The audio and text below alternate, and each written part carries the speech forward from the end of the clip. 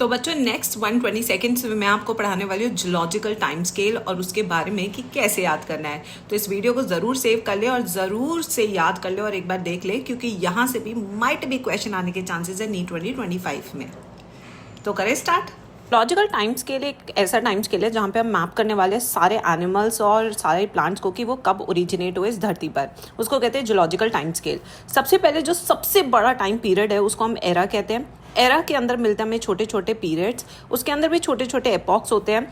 फिर हम बात करेंगे फौना एंड फ्लोरा की, कौन कौन से कब कब आए इस धरती पर। तो हमेशा जूलॉजिकल टाइम स्केल को नीचे से ऊपर पढ़ना होता है, कभी भी ऊपर से नीचे नहीं, क्योंकि सबसे नीचे वाला सबसे पुराना होगा। तो सबसे पुराने से शुरू करें तो सबसे पहला जो एरा है धरती का उसे हम प्री कैम्ब्रियन एरा कहते हैं।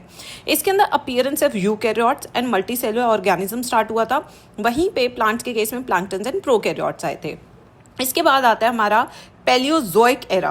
पैलियोजोइक एरा में आते हैं सबसे नीचे Cambrian, Ordovician, Silurian, Devonian, Carboniferous, Permian.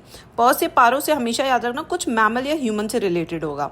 तो कैम्ब्रियन की बात करें तो इसमें फॉसिल इन्वर्टिब्रेट्स आए थे, जबकि यहाँ पे आते हैं फर्स्ट लैंड प्लांट्स। ओडोविशियन की बात करें तो इन्वर्टिब्रेट्स बिच कहते पूरी धरती पर।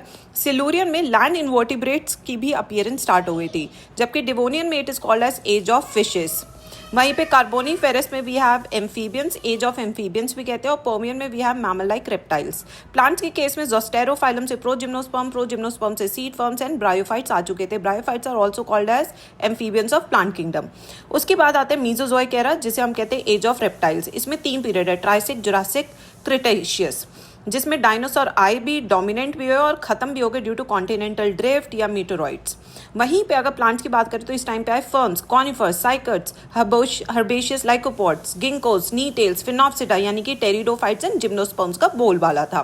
फिर सबसे रीसेंट की बात करें जिसे हम एज ऑफ मैमल्स भी कहते हैं, वो हमारी सीनोजोइक। सीनोजोइक में भी है टर्शियन क्वाटरनरी पीरियड। टर्शियन में भी है Palaeocene, Eocene, Oligocene, Miocene, Pliocene. प से पारो यानी कि ह्यूमन, प से पारो यानी कि Pleistocene, age of humans, Holocene. पूरा का पूरा सीनोजोइक को हम कहते हैं एज ऑफ मैमल्स। तो इस टाइम पे बोलबाला रहा मैमल्स एंड बर्ड्स का। वहीं पे प्लांट्स में एंजियोस्पर्म्स में पहले आए डाइकॉट्स, और डाइकॉट्स के बाद most evolutionary advance form is monocots, क्योंकि सिंगल रहना ही सबसे ज़्यादा एवोल्यूशन है। अपने पे निर्भर रहो, अपने से बातें करो, अपने से प्यार करो और किसी की ज़रूरत नहीं होती।